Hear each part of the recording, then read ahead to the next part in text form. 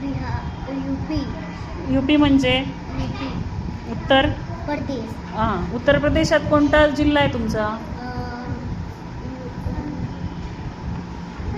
Mirzapur. Mirzapur. Okay. आणि तुझे पप्पा काय काम करतात इथे?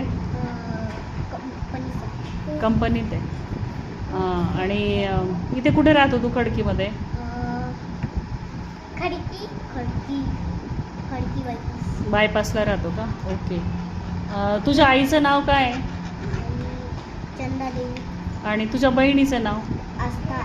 आणि पप्पांचं नाव? सुषमा मोरे. तुझ्याशी हिंदी कोण कोण बोलतं वर्गामध्ये? दाखव बरं. कोणाकोणाला शिकवलं तू?